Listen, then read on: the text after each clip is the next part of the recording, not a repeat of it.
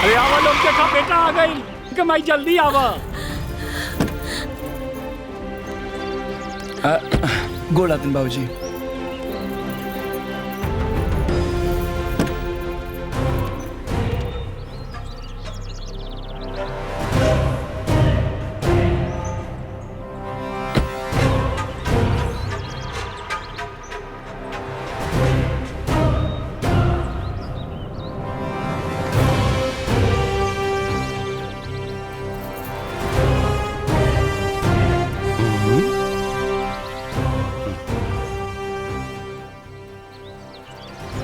ई के भी अरे आधा कपड़ा में। Excuse me, mind your language. धर्म पत्नी हो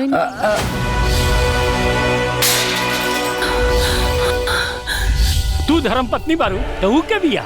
देखा तारा मालकिनी दिल्ली कमाए गल रहला कि मेहरारू लावे गल रहला। बहुरिया, अरे मोरे माई, बर्बाद कर देना हमारी जिंदगी। अरे माई, जोने बात के डर रहे माई वही कैले ले हमार सबत। अरे हमारी बात तो सुना सुमन। रुको ही चुप, एक कदम आगे न बढ़ाइए। अरे तो दिमाग खराब हो गई बका। अरे गांव जवान में हमने के नाक कटा के रख देले। अरे हमने फूल जैसन बहुरिया के अब का होई। हमार तो किस्मत के खराब हो गइल बा। देवर जी ठीक ना कहीं नहीं। अरे चुप चुप चुप। अरे उधर वालों रोना धोना लगा दिन लोग। हाय बुलाए लोग, गांव जवार के सब लोग को बुला के इज्जत के धाजिया उड़ा दी लोग। अरे जौन भाई में तो सुनो लोग। ए बाबूजी भैया सुनी। अरे वो अंदर चलिए, हम सब बात बताओ तनी। का बताई बाप, मोरे माई। चलो अंदर चलो लोग, चलो लोग, चलो। मालती माधुरी कमरा में ले जा। अरे देखत कपड़े लेके जो ना। चला जा। डिस्गस्टिंग।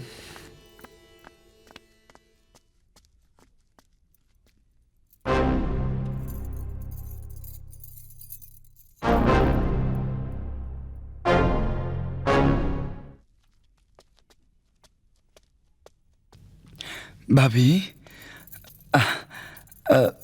अरे तो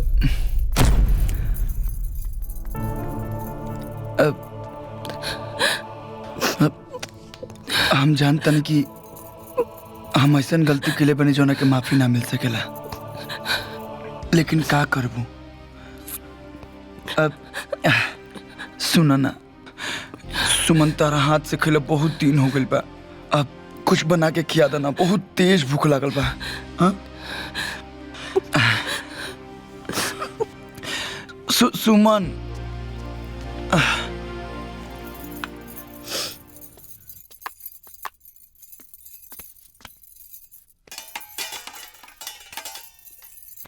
जब हमरे हाथ के खाना इतना ही पसंद रहे तो का करे के लिए ना उड़ा इनके।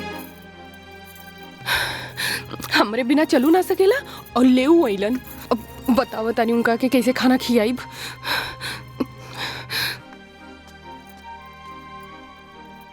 भौजी जो होके कर रहल वो हो गइल। अब आगे के सोचे के पड़ी ओकर पत्ता कैसे काटल जाए।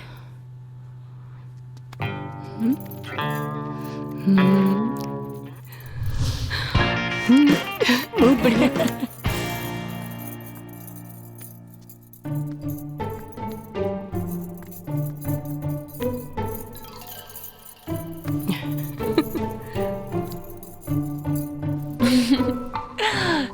चलो शॉपिंग करते हैं। हाँ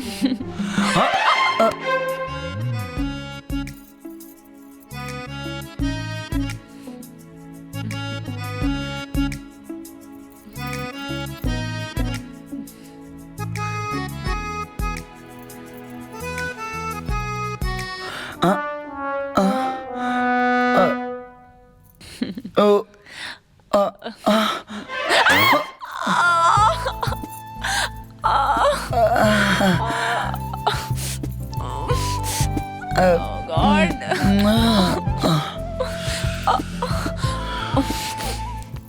तो